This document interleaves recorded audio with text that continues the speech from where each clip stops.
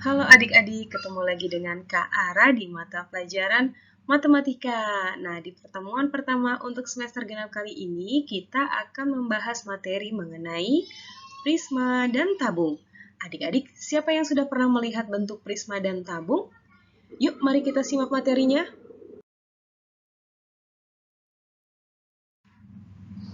Prisma adalah bangun ruang yang memiliki bidang alas dan atap atau tutup yang berbentuk sama.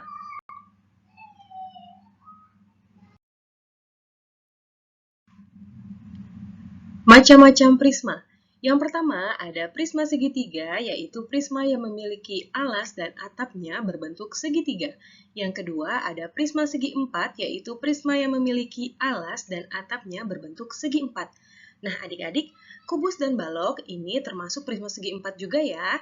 Dan yang ketiga ada prisma lingkaran atau tabung, yaitu prisma yang memiliki alas dan atapnya berbentuk lingkaran. Nah, khusus prisma yang memiliki alas dan atap yang berbentuk lingkaran, itu kita sebut sebagai tabung ya. Nah, jadi untuk nama-nama prisma ini, dia sesuai dengan bentuk alas dan atapnya. Jadi jika alas dan atapnya berbentuk segi 5, maka disebut dengan prisma segi 5. Jika alas dan atapnya berbentuk segi 6, maka disebut sebagai prisma segi 6 dan seterusnya. Nah, adik-adik, pada kesempatan kali ini kita akan membahas prisma segitiga.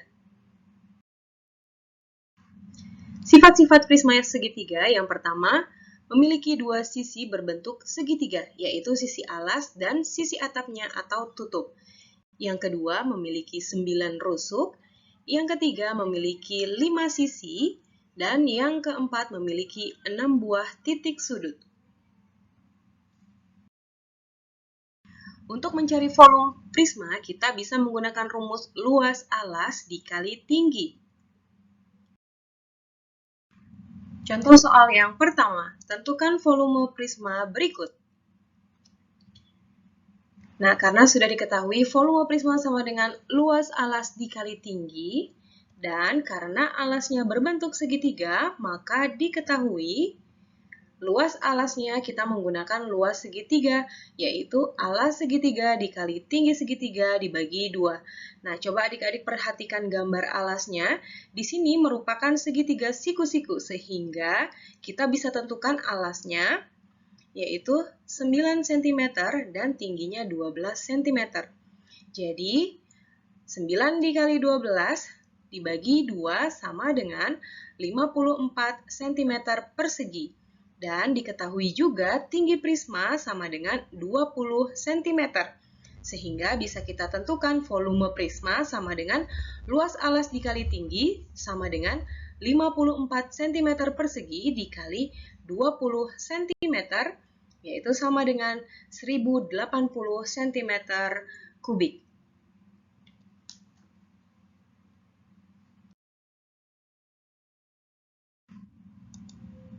Nah, jika tadi kita sudah mencari volume prisma, maka untuk mencari luas permukaan prisma, kita bisa menggunakan rumus 2 dikali luas alas ditambah keliling alas dikali tinggi prisma.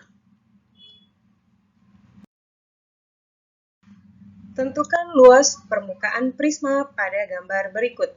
Nah, adik-adik, seperti kita ketahui, untuk mencari luas permukaan prisma, kita bisa menggunakan rumus 2 dikali luas alas ditambah keliling alas dikali tinggi prisma. Nah, pada gambar tersebut diketahui, yang pertama, luas alas masih sama seperti mencari volume tadi, yaitu 54 cm persegi. Kemudian diketahui juga keliling alas, karena alasnya berbentuk segitiga, maka kelilingnya adalah jumlah dari ketiga sisinya, yaitu 9 cm ditambah 12 cm ditambah 15 cm sama dengan 36 cm. Dan yang terakhir diketahui tinggi prisma sama dengan 20 cm. Jadi kita bisa masukkan ke dalam rumus luas permukaan prisma sama dengan 2 dikali luas alas, yaitu 2 dikali 54 cm persegi ditambah keliling alas dikali tinggi prisma. Keliling alas sama dengan 36 dikali tinggi prisma 20 cm. 2 dikali 54 cm sama dengan 108 cm persegi, ditambah 36 dikali 20 sama dengan 720 cm. Kemudian kita tambahkan, hasilnya sama dengan 828 cm persegi. Jadi, luas permukaan prisma yang kita cari hasilnya sama dengan 828 cm persegi.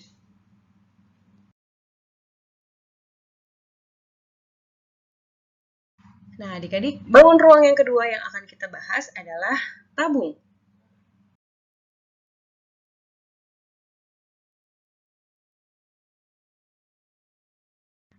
Adapun sifat-sifat tabung adalah sebagai berikut. Yang pertama, memiliki dua sisi berbentuk lingkaran, yaitu sisi alas dan atapnya. Yang kedua, memiliki dua buah rusuk berbentuk lengkung. Dan yang ketiga, memiliki tiga sisi. Dan yang terakhir, tabung tidak memiliki titik sudut. Kemudian, untuk mencari volume tabung, kita bisa menggunakan rumus volume tabung sama dengan luas alas dikali tinggi, masih sama dengan volume prisma. Nah, yang membedakan adalah karena alas tabung berbentuk lingkaran, maka kita bisa ganti menjadi luas lingkaran dikali tinggi. Dan rumus luas lingkaran adalah pi r kuadrat, sehingga rumus volume tabung bisa menjadi pi dikali r kuadrat dikali tinggi tabung.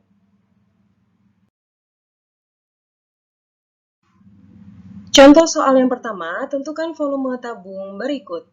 Nah, adik-adik, seperti yang sudah kita ketahui, untuk mencari volume tabung, kita menggunakan rumus Pi dikali R kuadrat dikali T. Nah, mula-mula kita tulis dulu ya, apa saja yang diketahui. Yang pertama adalah diameter tabung, yaitu 10 cm. Nah, garis yang titik-titik ini di bawah adalah diameter tabungnya ya. Jika diameternya 10 cm, maka jari-jarinya atau R sama dengan setengah dari diameternya, atau jari-jari sama dengan 10 cm dibagi 2 sama dengan 5 cm. Kemudian yang diketahui adalah tinggi tabung, yaitu 12 cm. Sehingga volume tabung sama dengan Pi dikali R kuadrat dikali T. Nah, adik-adik, untuk menentukan nilai Pi, kita lihat dulu jari-jarinya. Jika jari-jarinya kelipatan 7, maka Pi yang digunakan adalah 22/7. Nah, karena pada soal ini, jari-jarinya bukan kelipatan 7, maka nilai Pi yang digunakan adalah 3,14. Berarti volume tabung sama dengan 3,14 dikali 5 dikali 5 dikali 12, hasilnya sama dengan 942 cm kubik. Nah, adik-adik, jika tadi kita telah mencari volume tabung, maka untuk mencari luas permukaan tabung, kita bisa menggunakan rumus 2 dikali Pi dikali R kuadrat ditambah Pi dikali D dikali T. Nah, kita bahas contoh soalnya yuk. Contoh soal berikutnya, tentukan luas permukaan tabung berikut. Untuk mencari luas permukaan tabung, kita menggunakan rumus 2 dikali Pi dikali R kuadrat ditambah Pi dikali D dikali T. Nah, adik-adik, kita tulis dulu ya, apa saja yang diketahui. Yang pertama ada diameter tabung, yaitu 10 cm. Maka D sama dengan 10 cm. Dan jika diketahui diameternya 10 cm, maka jari-jarinya adalah setengah dari diameternya. Berarti R sama dengan 10 cm dibagi 2 sama dengan 5 cm. Kemudian diketahui tinggi tabung sama dengan 12 cm. Baru kita bisa cari luas permukaan tabung. Nah, berarti 2 dikali Pi dikali R kuadrat, berarti 2 dikali 3,14 dikali, karena R-nya sama dengan 5 cm, berarti R kuadrat sama dengan 5 dikali 5. Kemudian ditambah Pi dikali D dikali T. Ditambah 3,14 dikali 10 dikali 12. Nah, adik-adik, jika ada proses operasi hitung seperti ini, maka kita kerjakan yang berada di dalam kurung lebih dulu. Jadi, 2 dikali 3,14 dikali 5 dikali 5 hasilnya sama dengan 154. Kemudian 3,14 dikali 10 dikali 12 hasilnya sama dengan 376,8. Baru bisa kita tambah. Jadi 154 ditambah 376,8 hasilnya sama dengan 530,8 cm persegi. Berarti luas permukaan tabung tersebut adalah 530,8 cm persegi. Nah, adik-adik, sekian materi mengenai prisma dan tabung kali ini. Jika masih ada yang belum dipahami, adik-adik bisa mengulang-ulang kembali video pembelajaran ini ya. Sekian dari Kak Ara, sampai jumpa di pertemuan berikutnya. Terima kasih.